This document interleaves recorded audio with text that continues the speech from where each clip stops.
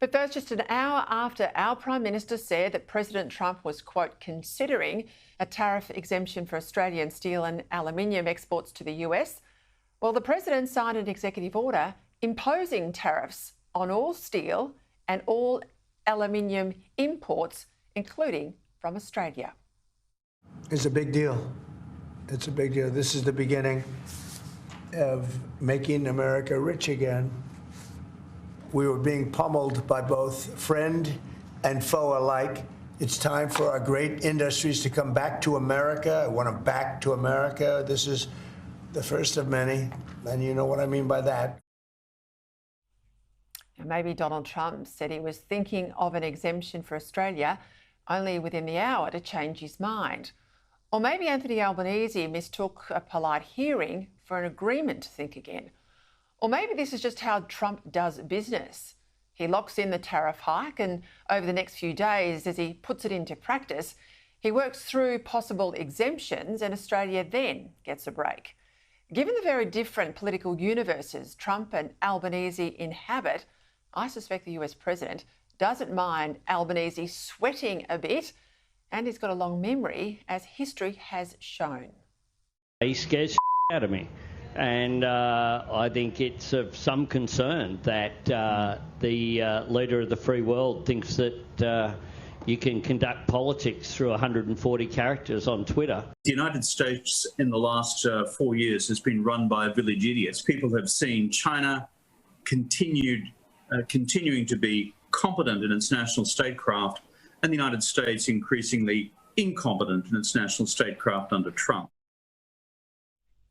Now, maybe it would have been different if Albanese had winged it to Washington immediately after Trump's election win to demonstrate that he had sincerely changed his mind, or if he'd gone along to the Trump inauguration the way other leaders of the world did, such as the leaders of Italy and Argentina.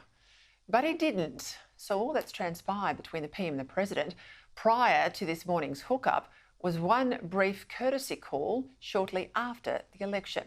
Today's call, and it wasn't rapidly arranged, it was pre-arranged, it was booked in, covered a whole range of things, AUKUS, the Super Bowl, as well as tariffs. And it had a purpose to remind the President that America has a strong trade surplus with Australia and to seek an exemption for us from these new tariffs. But basically, in terms of political style and substance, Albanese and Trump are poles apart. The US President's got more done in 3 weeks than our Prime Minister's got done in 3 years. Now, what's just as noticeable is that our PM lacks the imagination to realise that Trump has upended the political order, that the world has changed and that he must change with it for Australia's sake. Trump thinks that climate change is a hoax. Well, Albanese thinks it's the biggest issue the world faces. Trump thinks that gender fluidity is a crime against our kids. The Albanese government, well, it faithfully bows down to the trans lobby's insistence that men can have a cervix and men can lactate.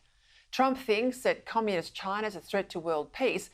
Albanese, well, he sided with China against the US president on tariff policy at the recent G20 and was happy enough to be called a handsome boy by Chinese propagandists. Trump is Israel's best friend and has just sanctioned members of the International Criminal Court that wants to arrest Israel's leader. Albanese won't say what he would do if Bibi Netanyahu came to Australia, and he's ended 70 years of bipartisanship on Israel at the UN. Is Trump right to be imposing tariffs on Australian steel and aluminium? Well, of course not.